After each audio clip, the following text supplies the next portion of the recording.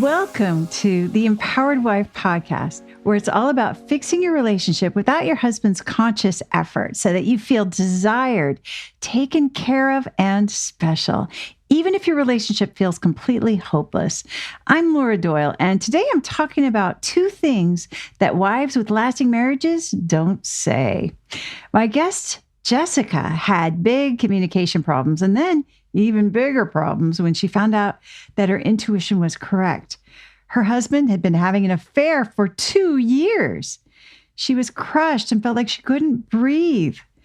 But she got her husband back, and now her marriage is better than ever. She's going to share what she did that made her marriage last and made it worth saving. Then I'll be giving out the Worst Relationship Advice of the Week award, which started as a Facebook post telling tired moms what they should do if there's a labor imbalance at their house, and was amplified by a major magazine as, quote, excellent work. See if you're as horrified as I am with what they suggest. All of that's coming up. But first, I want to share these two things that wives with lasting marriages don't say. If you're anything like me, you love having deep conversations with your husband. They're probably part of what made you fall in love with him. If those have gone missing, you may have wondered how you can get them started again at your house.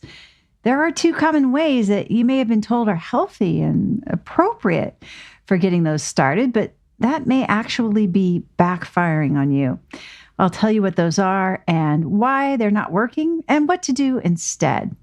Number one, women with lasting marriages don't often say, "How do you feel?" How do you feel? It may seem only considerate and only loving to just get things started by asking him to share what's going on. You might think, like I used to, that it's harmless and even thoughtful to ask him this simple question. After all, doesn't it show that you care? That's what I thought too. But this particular question is surprisingly unhelpful to ask a man, in my experience. I used to try relentlessly to get my husband, John, to express his feelings.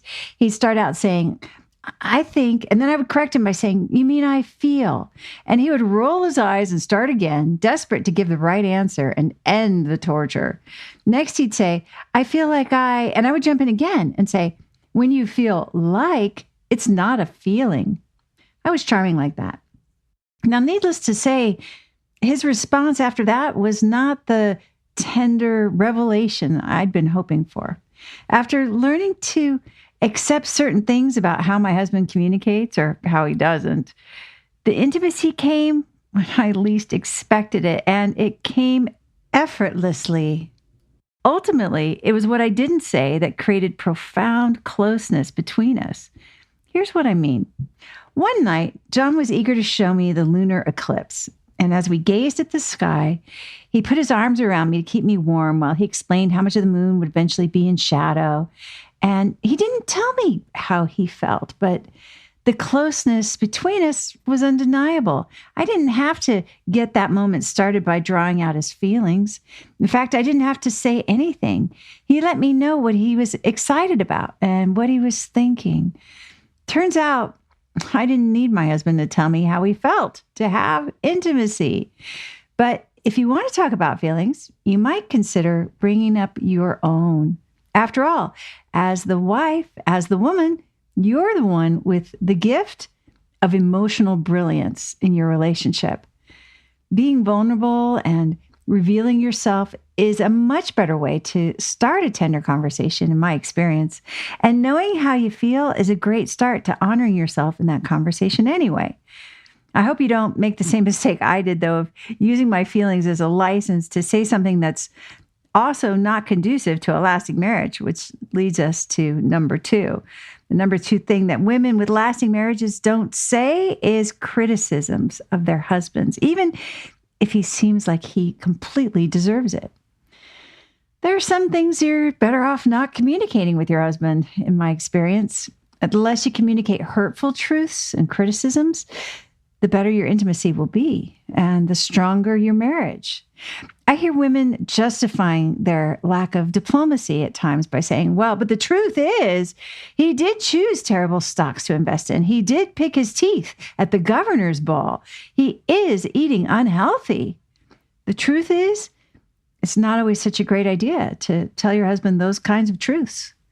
Sure, it feels good to be right. Everyone likes to feel smart, including me. And saying, I told you so is undeniably satisfying momentarily. But in my experience, this kind of satisfaction is not really worth the price of admission because it creates distance between my husband and me. I would rather snuggle and giggle in bed together than stay up late arguing. So I don't tell him those kinds of quote unquote truths. I figure my husband deserves the same diplomacy and grace that I would offer to a stranger in a waiting room. I wouldn't tell a stranger they need a haircut or that they look like they're not getting to the gym enough or that they're neglecting to maintain the car. So why did I feel it was okay to say things like that to my husband? What's the difference between that and being rude? Today, I'm intentional about not sharing critical thoughts with my husband or asking him how he feels about anything. I never got what I was hoping for that way. If there's something I want, something on my paper that he can help with, I'll get clear on what that is and express a desire in a way that I know will inspire him by telling him what I would love. If I'm ever tempted to ask him how he feels, which is pretty rare now, or if I'm tempted to criticize him, that can still be tempting sometimes. I use these two powerful questions to get me to the right frame of mind. How do I feel? What do I want? Did you get those two questions? I'm going to say them again because I just find them so powerful for helping me be my best self so I can have the best marriage. Those questions are, how do I feel? What do I want? When I start from there, I know I'll be honoring myself and also creating emotional safety where deep conversations arise naturally. If you'd like to be my guest on the Empowered Wife podcast and share about how you fixed a struggling relationship using the 6 intimacy skills, I would love to interview you. Just go to lauradoyle.org/podcast-guest to let me know that you are willing to make a big contribution to ending world divorce by telling your relationship story. I look forward to meeting you. That's lauradoyle.org/podcast-guest. My guest, Jessica, had big communication problems and then even bigger problems when she found out that her intuition was correct and that her husband had been having an affair for 2 years. She was crushed and felt like she couldn't breathe. But she got her husband back, and now her marriage is better than ever. She's going to tell us how she did it so you can do it too. Jessica, welcome to the Empowered Wife podcast. I'm excited to have you. So thanks for coming on. Thank you, Laura. It's so good to be here. So take us back to the beginning. What was happening in the bad old days? I think going back from the beginning of our relationship, we were high school sweethearts. We knew we would be married someday. In the meantime, I had gotten pregnant. So we were, very young parents. And I think we were always in the survival mode. And, it doesn't come with a handbook. So we just went along the way, trying to keep our chins up and trying to prove to everyone else that we could do this and that we weren't a failure. And in the process, I think we lost ourselves. And it was very difficult because we're so busy trying to prove to everyone else that we forgot about each other. And with that, life happens. And throughout the years, we've had loss in our family. And, I lost my mom young. It took a part of me. And I think after that, he didn't know how to reach me any longer. And we just grew more and more apart. And we didn't know how to find our way back. And we got lost, lost in our careers, lost in our, I guess, putting everyone else first, making everyone else priority. And with myself, I became a nurse, a lifelong dream.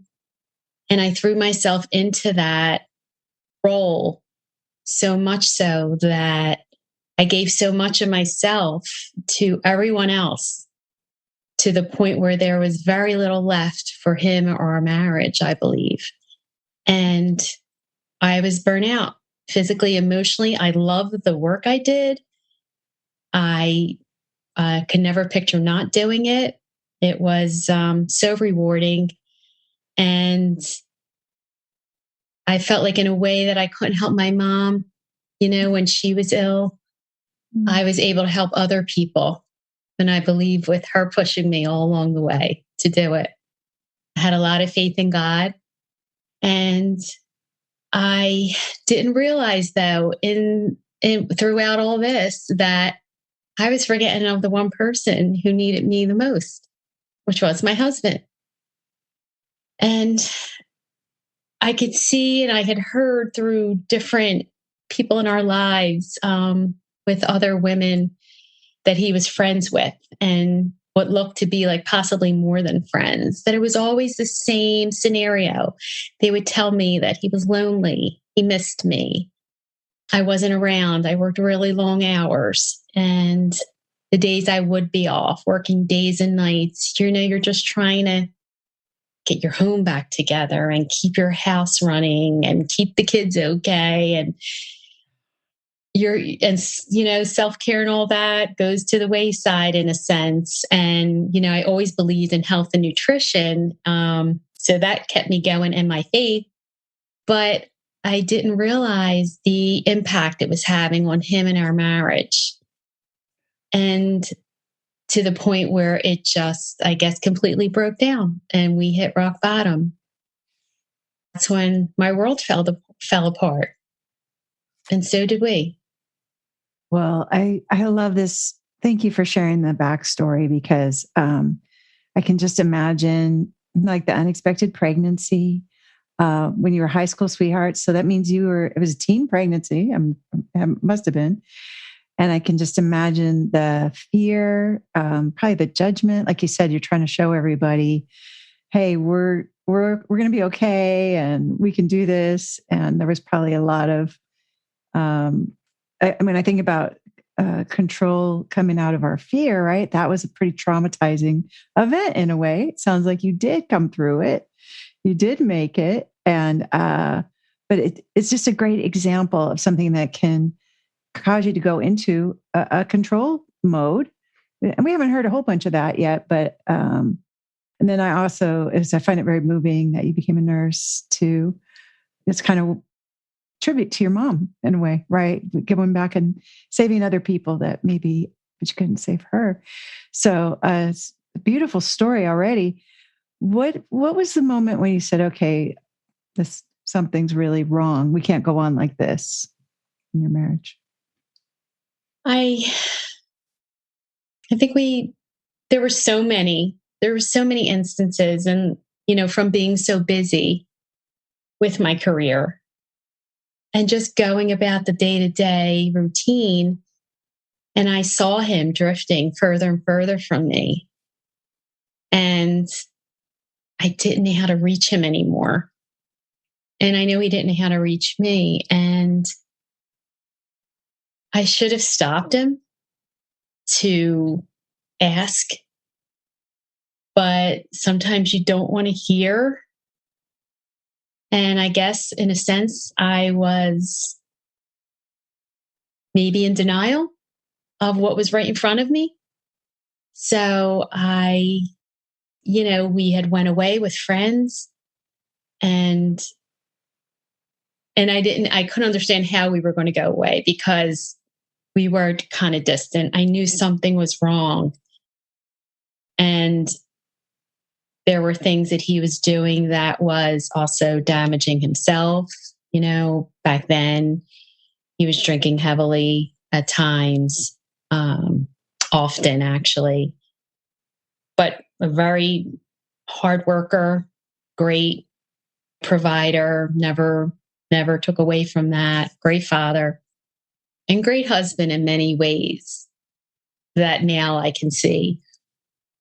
And he also, he became kind of obsessed with working out to the point where I found one day that he was using anabolic steroids, and he became a man that I didn't recognize anymore. And at one point in our marriage, when I had found them, and I thought that was he had put them away because I had left, and I said, I cannot be with someone who can do such a thing. Like, that is against everything I believe in. I was not fearful that he would abuse me, but he certainly, his temper was scary for me. And I'm like, I can't, as a person, as a nurse, this does not sit right with me. And so I know that looking back now and all that I've learned, that was feeding so much of his loss of control in every way of his world. His perception of everything was very clouded. And I thought that was done a couple years prior, and go to find out that no, he had been repeatedly. And it certainly made sense to me the way he was acting. And until that day, December of 2018, when I stumbled upon something he left up on the computer. And that's when I learned that he was in a 2-year affair. And just everything was torn apart at that point.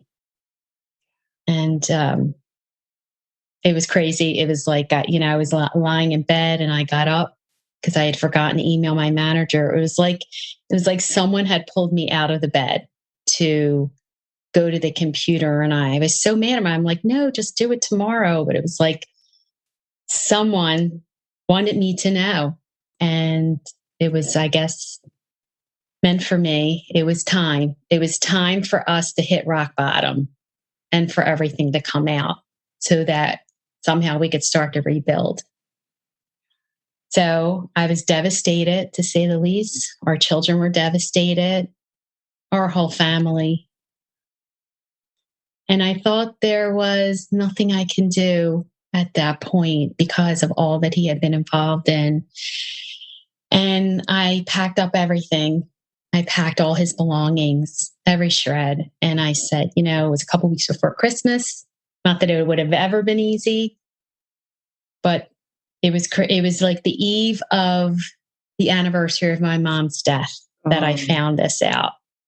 And I can't help to think somehow there was nothing happens for no reason. And I think she wanted me to open my eyes. And I had, I said, you have to leave. You cannot stay in this home with me. Like, you have to go. And I truly felt like if he loved this person, that, you should be with her. Like, I can't stand in your way, as hard as it is, but I would never want him to stay with me if his heart is not here. And I had grieved my mom, and, there was that kind of loss, but nothing prepares you for this is a different kind of loss. Mm-hmm. And it wasn't until much later that I learned what it all means, the PTSD, like what becomes of betrayal, and couldn't understand. I thought something was wrong with me, of what was happening to me, how I felt, how it was just so hard to to just get through the days. And it was so hard trying to take care of other people and having to be my best and take care of really, and here my whole world's torn apart and I'm not functioning inside. Couldn't eat. Nothing, I couldn't sleep. And here I was having to give my all to other people while inside. Like I needed someone to take care of me, but I had to stay strong. And it was through the holidays and it was the hardest thing I ever had to do, but I told him that I couldn't be around our children or anything with him around. It was too painful. It was so close to celebrating Christmas and everything. And he couldn't understand that. He was even more devastated because he's like, all these years, how are you going to not be around? And I'm like, these are the holidays and they will come and go. But these are the repercussions, like that you didn't take into consideration. Was it worth it? Like all of it we worked for, like all of it we built up, that our blood, sweat, and tears all these years, that was any woman really worth that? But, and it was very hard getting through the holidays. And I came close to giving in and just being there. And the hardest thing I had to do was on Christmas Day. After being with my children and we have grandchildren and having to leave so that he can come over. And I cried, of course, the whole way home. I said I was going to be with other family, which I have a great big family, but I just felt so sick inside that I could not be around anyone. I just had to go home. And my children thought that I was with my family, and I just couldn't. I couldn't be around my dad who was not well, and I couldn't put them through that. So I went home to be alone. And it was the hardest thing I had to do. And then the holidays had passed. We had talked with someone. I was speaking with a therapist who very much thought that it was a bad idea for us to spend holidays together. My husband, like I said, was very against that. But we did it. We got through it. And then New Year's Eve night, I received a text from him at midnight saying, "I love you." I said, "I love you too." And I said I wasn't going to talk with him. And then I did. I got in touch with him and I said, I think we need, because we hadn't really talked and we both needed that. And we did. And, he came over, we talked, and I saw a side of a man that I never got to see. I never allowed to come out, I guess. And I saw that broken man. And as hard as it was to see, it was so moving because he had never shown his feelings like that before. And I started to feel like there was some hope for us, where I felt before it wasn't even like a thought. And we started to talk, and it was a back and forth. It wasn't, I'd like to say it was smooth sailing. But then other things came out along the way, and we had setbacks. And of course, my children were very fearful that I could get hurt again, as much as they love their father. And a lot of our family and friends were, actually. And I had asked him to go to counseling for himself to deal with some of his demons that he was dealing with. And for myself, I was going and for marriage counseling. And we started doing marriage counseling, and he was going to therapy, and it just wasn't going well. He never believed in therapy.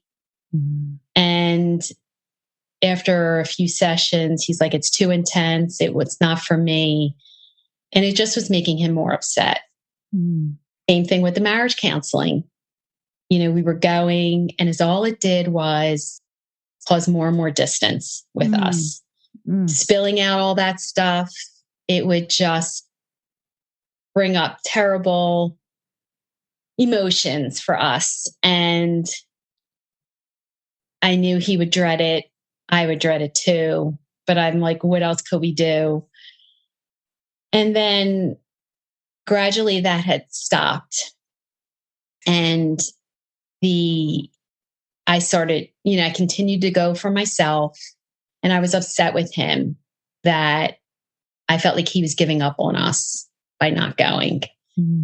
And it was making me upset more and more, the fact that he wasn't going. And I felt like, how are we going to work through this? Right. But I kept working on myself. I relied on my faith, which is my strength for sure, my greatest strength. And I knew I needed to put God in control of my life, because I couldn't do it. I couldn't do it alone. And I continued with the counseling. And then I was finding more help along the way for people who have been betrayed with affairs and things. And I did some different courses and things like that out there. And I read books and self-help, and I just did it all. I did it all. And it was, unfortunately, months after getting back, I found some upsetting pictures on my husband's phone and work computer of a so-called friend, much younger, from the past. And any healing that I had done up to that point, I was brought right back down to ground zero. And I just was devastated all over again. And I just felt hopeless. I just didn't know. And in this meantime, when we had gotten back, my dad died suddenly just shortly after that. So I was dealing with all the betrayal, my dad dying. I had a brother that was sick with cancer. And it was like, God, like, what have I, like, I don't know. I can't do any. It's just too much. It's too much to bear. Yeah. But I kept moving on, and I never gave up, like, searching for the help, my faith, doing whatever I can. And, it was very difficult I felt like, and I just kept pushing and I kept controlling, that fear. Yeah. And I didn't realize that the more fear I had, my loss of control of my world, and the more I pushed my husband and I tried to control him. And from when we had gotten back, when, he gave me fine friends. He's like, I want you to have this. You will know where I'm at all times. And I thought that was wonderful at first. So to track him on, to track him, something I had never had, because prior to you wouldn't this, have to worry. He was very secretive about everything, accounts. I mean, everything. And I thought this was wonderful. Like, this was like a crystal ball. Little did I know that very thing would be almost detrimental. It was detrimental to me, because it was never enough, the looking, and it's often, it could throw you off with location. It just was not a good thing. And but I didn't know how to not have it, because now I had it. It sounds pretty exhausting, actually, too. It was very exhausting. And the therapist warned me, like, this is not healthy. It's not healthy to have it. And I knew it wasn't. And I knew I needed to give that up. But it would be a while before I gave that up. And So he was trying.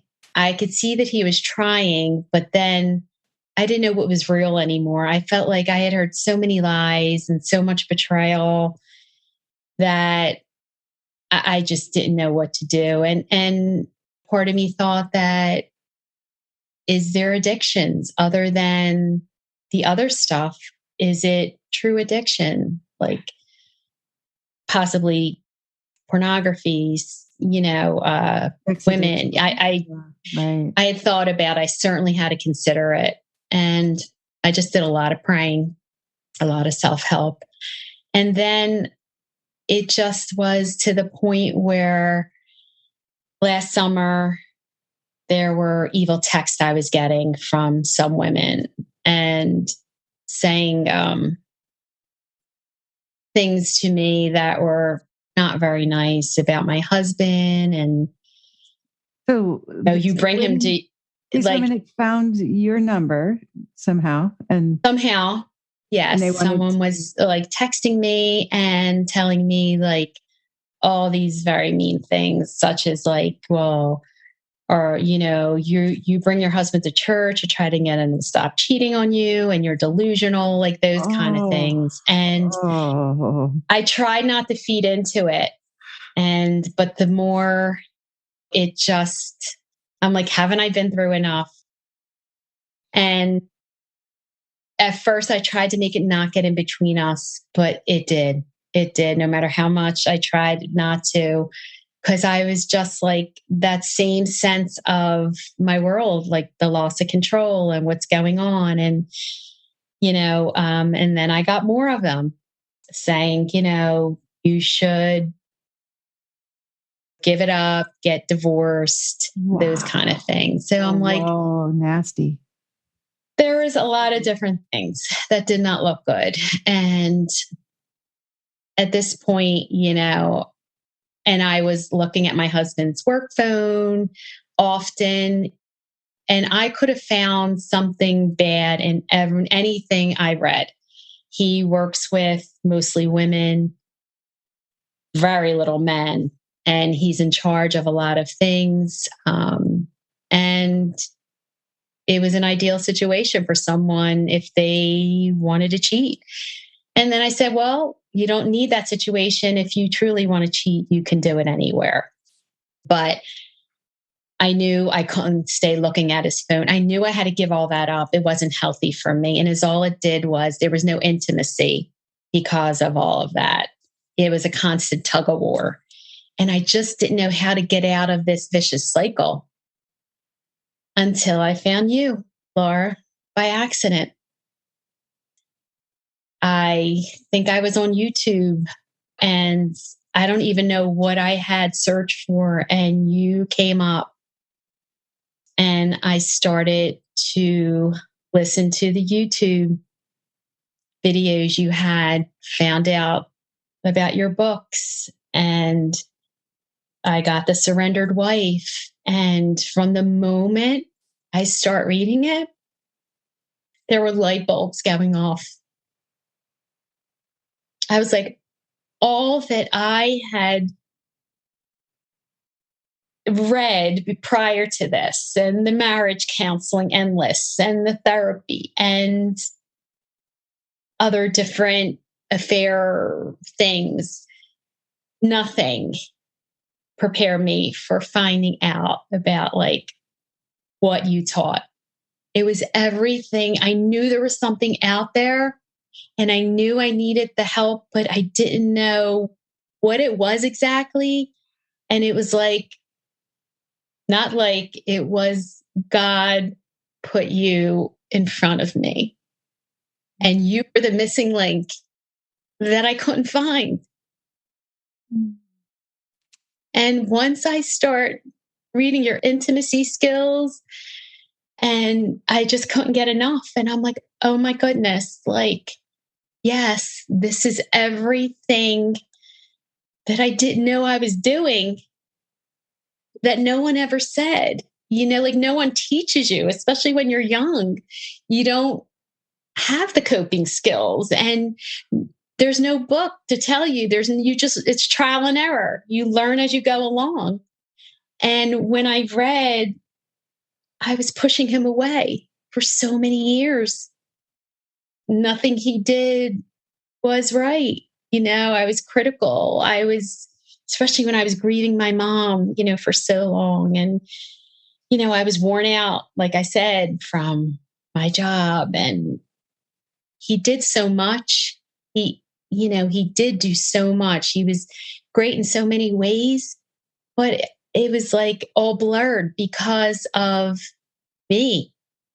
And once I start learning about it, I was like, I can't believe like how I talked and how like I had all this faith, but yet I wasn't really putting it into practice. And I can't let what he did define me, and these women, like they don't define me, they don't define us.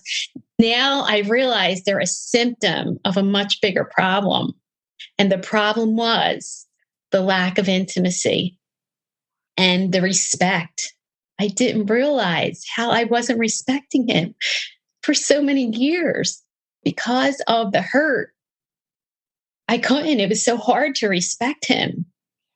And then I said, well, what if the way you treat him and talk with him is the missing key for him and what he needed all along and why he sought out other women to try and find it in them, what you could have given him.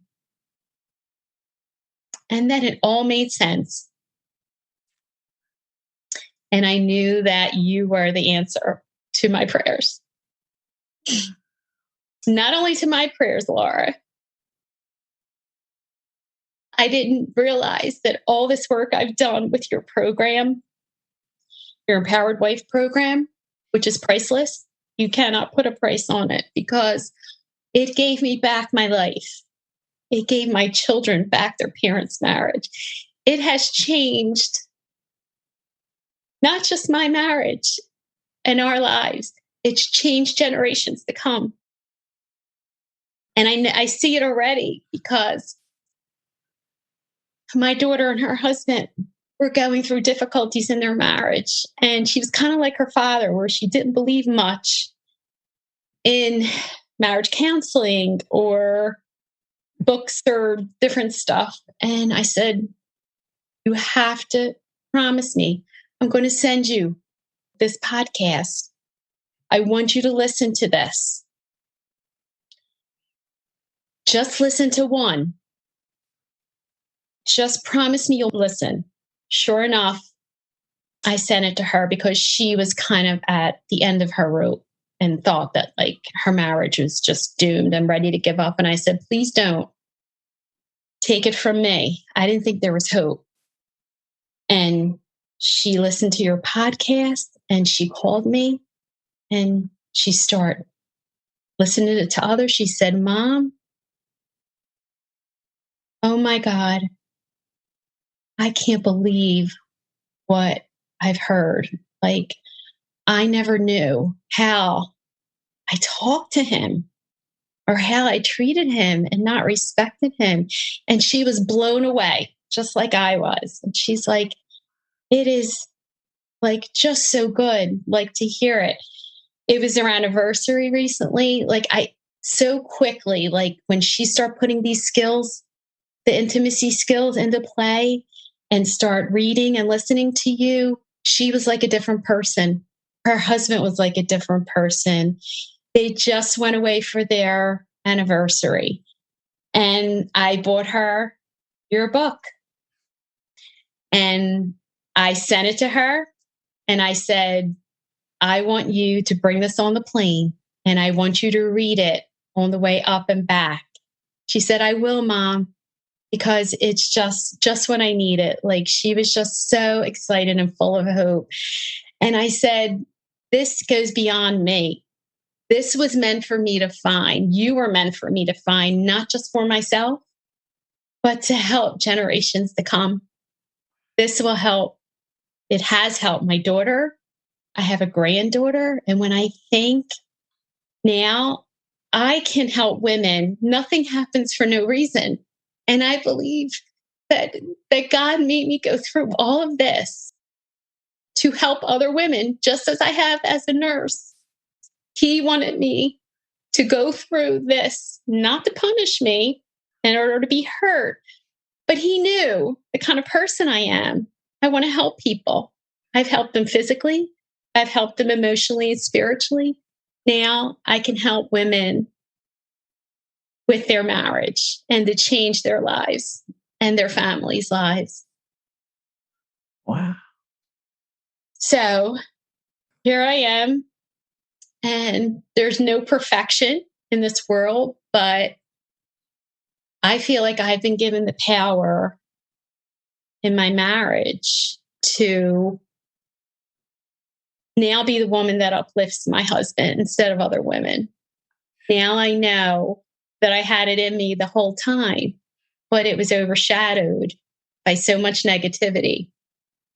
Now I see him for the man I knew he always was, but now I can adore him.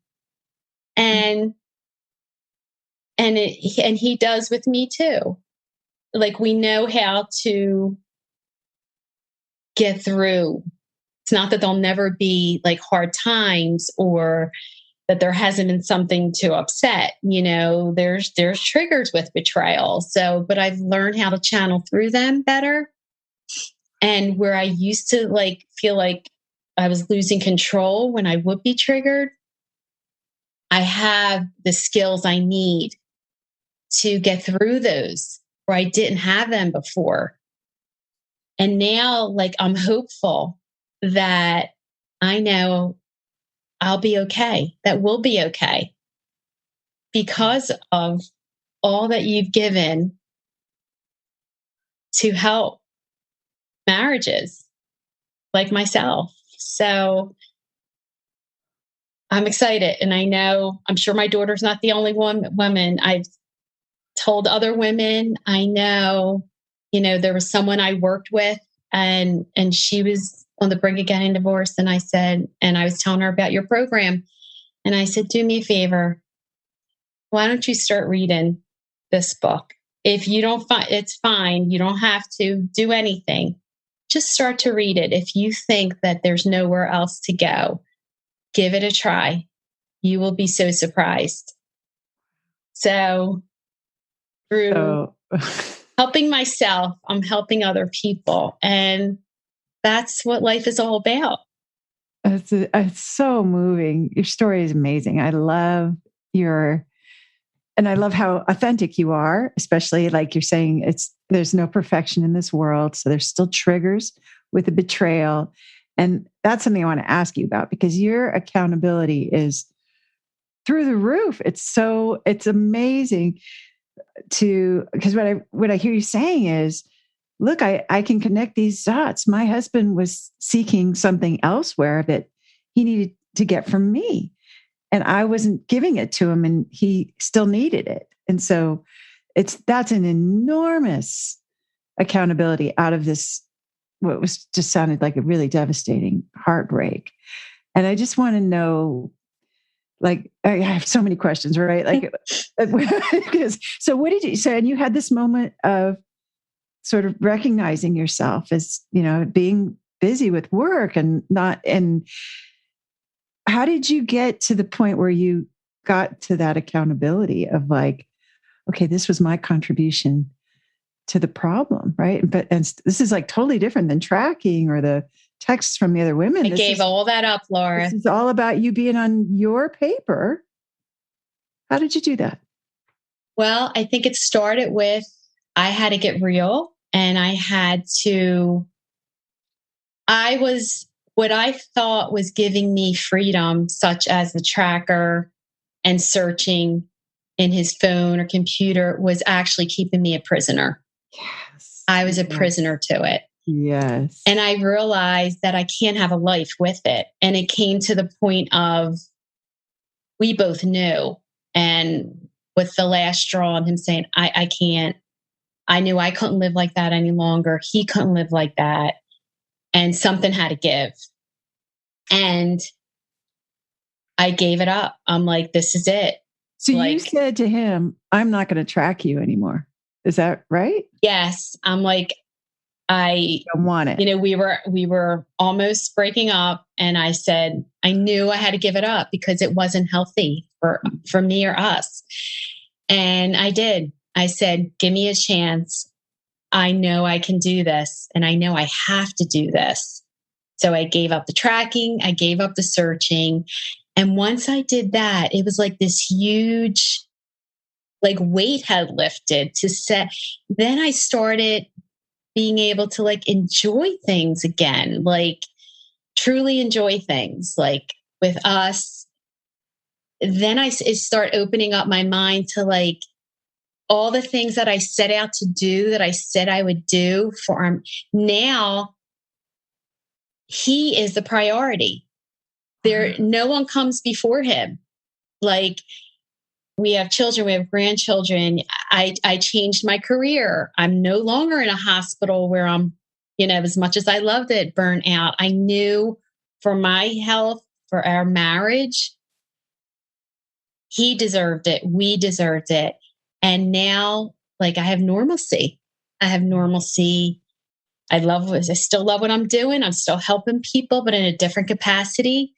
And I'm not away nights, weekends, holidays, and very long shifts. Now we have a lot of time together, where I used to have to like pick up things and shop and time all. Now, like, we've learned we do things together, or we'll, order it and have it, pick it up, or like, where I didn't know how to do that before because I always had to be busy. That was the nurse in me, constantly running, constantly busy. I totally turned my life the other way. And now I do a lot of self-care. My daily, it's, my faith, my prayer, my podcast, my reading of your things. I listen to, your podcast. I practice my intimacy skills every day. My meditation, like, I just know what I need to keep myself fulfilled spiritually, because I need that. And then everything else falls into place. So he no longer has to feel like he's on the back burner, because everything centers around him now, and myself, taking care of myself first. Yeah. And then he's priority. I had my best friend all these years used to say to me, you can't make your children your priority, because they get up and they move away, and what's left of you and him. And I couldn't see that years ago with raising my children. And then I realized she's been right all along. I made everything and everyone priority, and he got the little bit left. Now it's the opposite. He gets the best of me. I get the best of him. And it's more than I could have ever hoped for. I'm so glad that there were so many instances we almost gave up. But I would have never got to see the best version of us. That I would have never known. We would have ended it on the note of there's no hope. Tragedy. And the best is behind us, and we're moving on. And our lives and our children and would have been changed forever. And now all those Christmases, everything would have been just vanished. Yeah. And now, because of the work, and it took work, and it will always be work, but it's such a good thing. I enjoy it. I love the reading. I love the listening, and it keeps me engaged. It keeps me focused and hopeful. And I know that I'm not alone now. Yeah. I have you. I have all of this, and I'm going to be okay. And I had even thought at one point, well, even if God, things had not worked out with us, I still would have came out the best version of me, because now I'm a changed woman. But I don't have to wonder I would have been alone, because we're doing it together. And once I started to treat him differently, his whole response to me was different. I used to wonder, like, I used to be sad a lot because I'd say, like, why is he distant? Even, when we had gotten back and trying to like push for what I wanted, the more I asked and controlled and, expected, it's like he couldn't, is all I did was make him distant. And then once I started to back off, now, like, I don't have to ask. I don't have to ask for anything. He just does. He's more loving. He loves spending time together. We have laughter again. That was something that we were always such a fun couple. And so many people would say that to us. Like, that was like the best part of you two. And he's a big joker, and we always laugh so much. And he's like, I miss that woman. Like you say, the goddess of fun and light. Like, I just want her back. And I didn't know how to get her back. Like, I thought she was gone forever, but she's not. She's back. And we're back to the laughing and enjoying things again. And it just is more than I could have ever hoped for. It really is. Like, I'm just so thankful. I can't thank you enough. Like, you have I don't know if you could ever know how much, like, you're just an angel. Like, there is a place for you. And I hope all the good, Laura, comes back to you for all that you've done just in my life alone, let alone so many women and so many families. You've changed countless lives. Thank you. I'm so appreciative. I'm so glad we found each other. And it's wonderful to hear your gratitude and your joy about restoring I just hear your whole family, right? You restored your marriage, but it restored something with your daughter, and it restored your daughter's marriage. And you have a granddaughter, and this is the legacy. This is your legacy that you're deciding to leave. And I hear the way you describe it. It's still work, but it's fun work. It's work that feels purposeful, meaningful, but also and joyful. And it just sounds like you're doing an amazing job. I want to ask a couple more questions, just because I know there's a woman listening now who's where you were, where there was infidelity, and she thinks, and he won't work on it. He won't go to counseling with her, right? And I've been there. It's right. I've been there. You've been there. Yes. So what about a trigger now? Let's say you were to see something on his phone, and does he still work with all those women? Yes, he does. Still does. Okay, I love it. So you were to see something on his phone that you thought, oh, wait a minute, that seems like it's awfully friendly, or, I mean, what would you do now? Now I've learned to not, before I would see something, and because of all the hurt, I would go from 0 to 10. Like, I would just think the worst. There was no reasoning. Like, I just, animal brain, like fight or flight, kind of. Fight or flight. It was totally, that was it. And it would lead to a cold war of days. It would just be, it was so hard to recover from those times. But now I realize that he's a grown man. I've always known, but he's a grown man. He's in charge of his own life. I don't want him to be with me because he feels he has to. I want him to be with me because he loves it, and that's what he wants. And you want to be irresistible. Right. I want to be that irresistible magnet. I want to be everything to him that unfortunately other women had to be. And I can't I want him to be free in life and in his marriage to have the room to know what he wants. I've said to him, I don't ever want to hold you back if there is someone. Like, I don't want you to stay because of children or or anything, or that feeling like you're, if you are with someone, I don't want you to feel like you have to.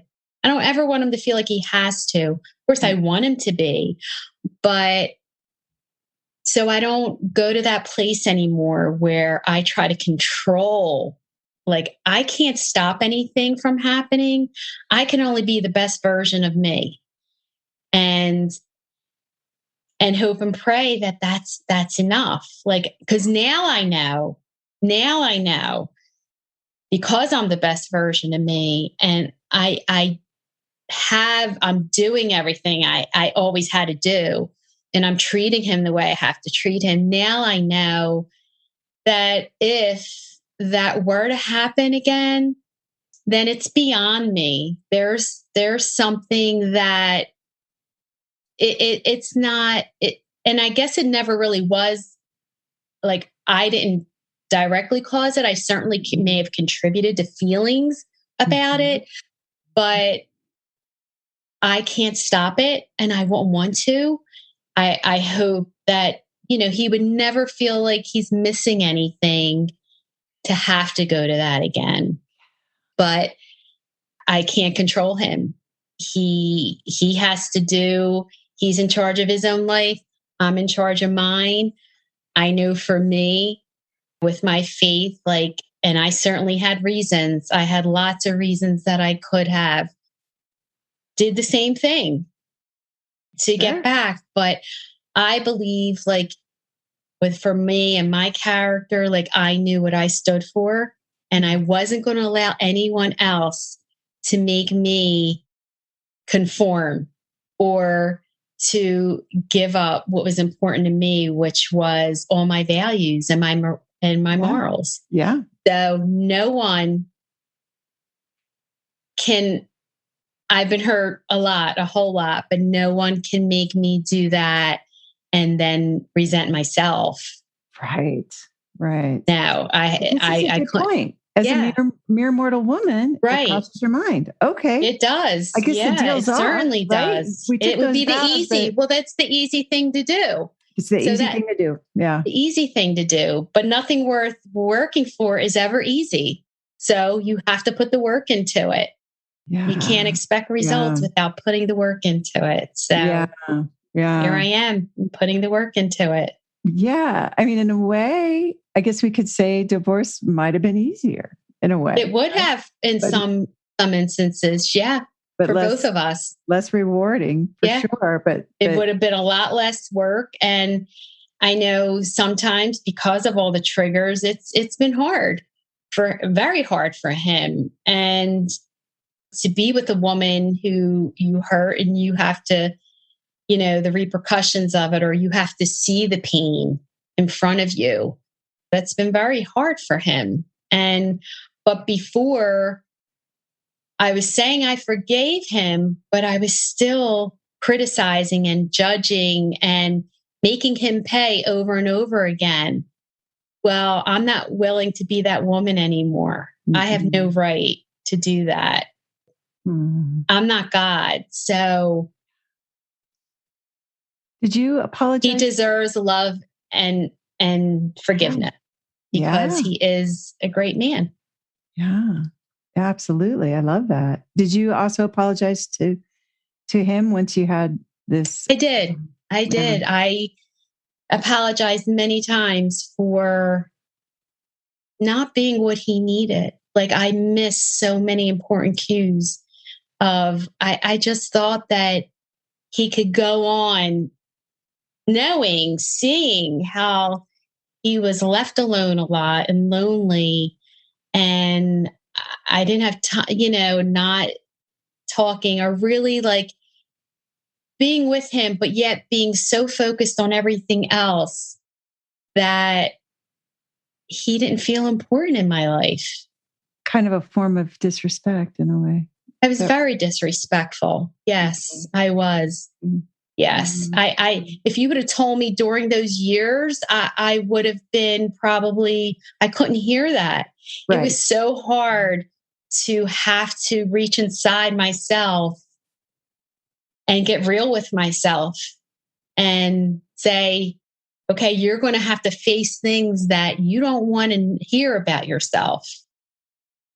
But in order to truly heal, and it'll always be an ongoing process, but in order to really do that, I had to, I had to tell myself the things that I needed to hear. And it wasn't easy, but it was necessary in order to move forward. And look how empowered you are now. Yes. So what's your tip for a woman who's listening and thinking, okay, my marriage is beyond hope. There's been multiple affairs. And now she wants what you're describing, Jessica, which is, it sounds like there's connection, there's laughter. It doesn't sound like there's any distance between you for this kind of thing to happen again, in a way. So and she wants to have that too. So what's your best tip for her? Where should she start? I'd say start like I did. Put those podcasts on. Every Tuesday you put out a new one. There's so much out there that you give.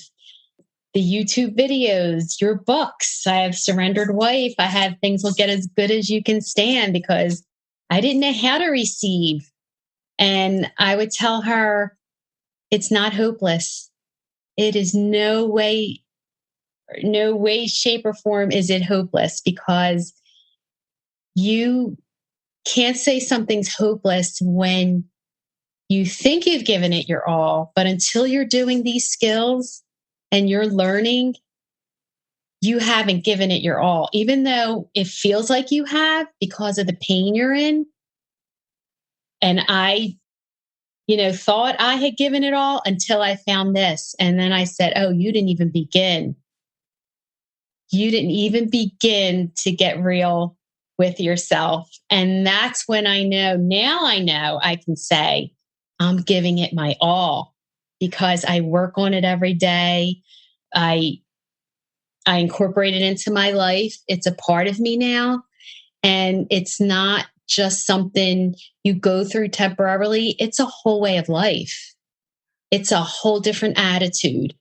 And I promise, just like I made that promise to my daughter, that if you start somewhere and start listening to you and start reading your material, I promise you that you will change and your marriage will change. And I promise any woman that is out there, if she starts to read your books and listen to your podcast and everything, there is no way she won't change. There is no way her marriage won't change.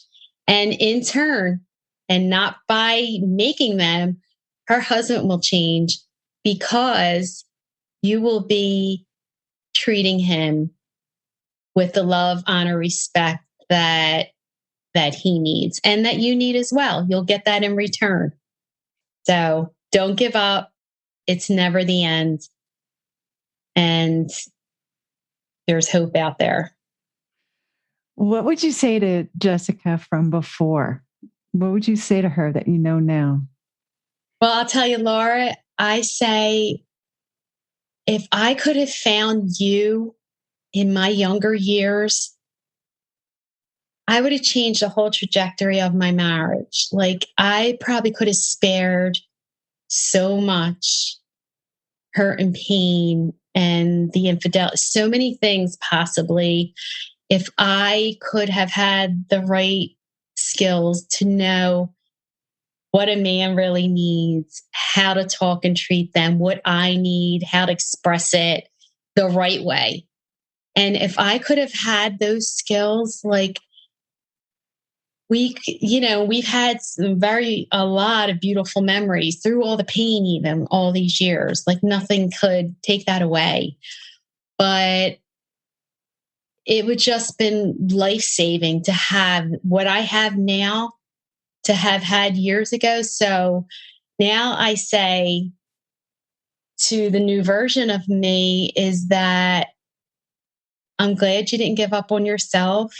I'm glad you didn't give up on your husband. And I'm glad you didn't give up on your marriage, because you would have missed out on the best years of your life. It's such a loving thing to say to your former self, your younger self. And it's beautiful.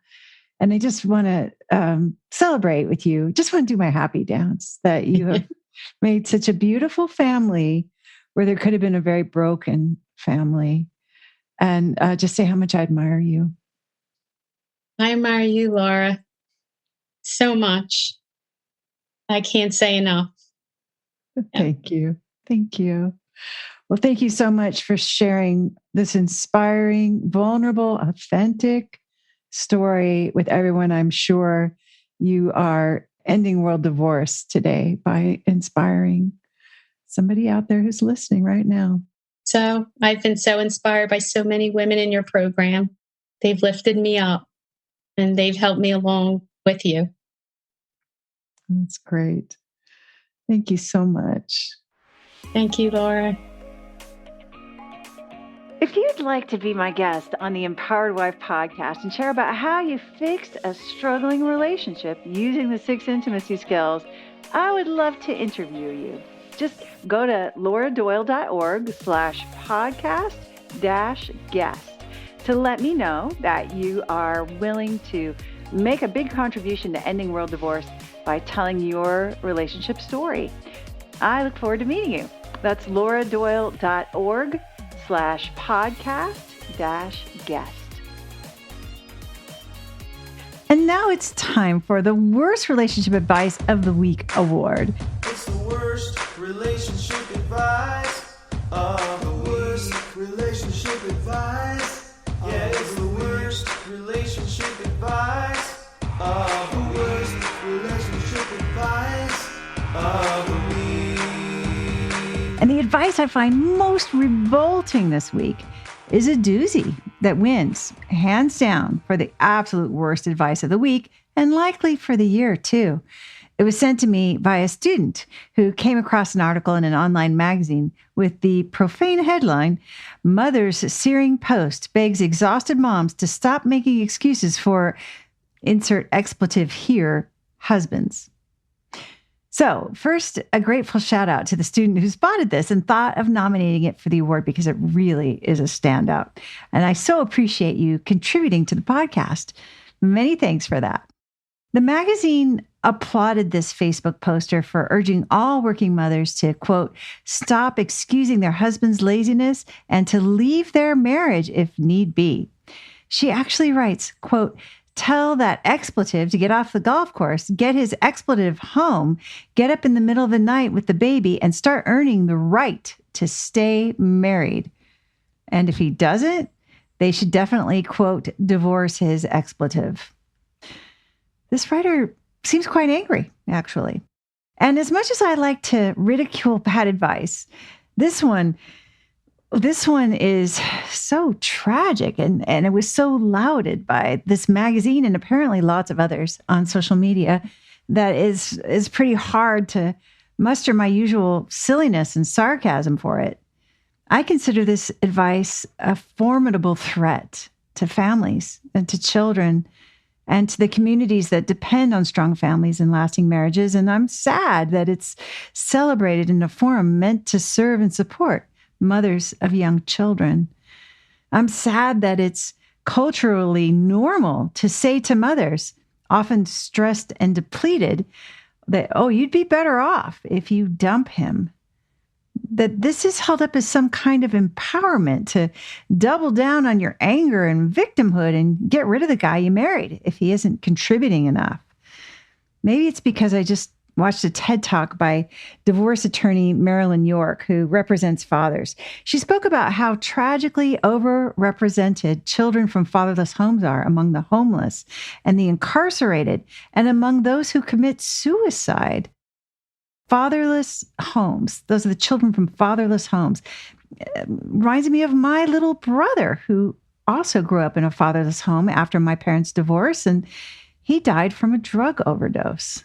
So I don't have anything flippant and facetious to say about this advice, abhorrent as it is. Sure, it feels incredibly hard when you're already exhausted and you have to keep going to take care of your babies. It's easy to become resentful that he's not doing enough. And of course, you do need more help and a break and some sleep when you're raising tiny people. It can be an overwhelming job. But breaking up your family when your children are small is not going to get you more help with housework and child rearing. Far from it. Finding a way to get that help and break and sleep is the name of the game. And your husband may be just the guy to help you get more of that if he knows what you want and he feels respected and appreciated. You can experiment with triggering his hero gene with gratitude, with receptivity, and by being pleasable. If you know what you desire and you can give it to yourself, maybe your mom and your siblings and your friends and babysitters can help out too while you nap or spin or journal. The first question is, what do you desire? What would erase the feeling of desperation and make you feel happy and filled up? If you were 100% responsible for your own happiness, what would you do to make yourself happy? Because divorcing his expletive won't get you there, but you deciding to make your happiness a priority could just change the world and make your family stronger. For that reason, this advice to, quote, tell that expletive to get up with the baby, and if he doesn't, to divorce his expletive, it's the very worst relationship advice I've heard all week. Listen and subscribe to the Empowered Wife podcast. Next week is all about the number one indispensable practice for a lasting marriage. In the meantime, I hope you're having lots of fun. Today's fun fact is that I could get so much more done if I didn't have to stop in the middle of a project and take the "Which kind of bread are you?" quiz.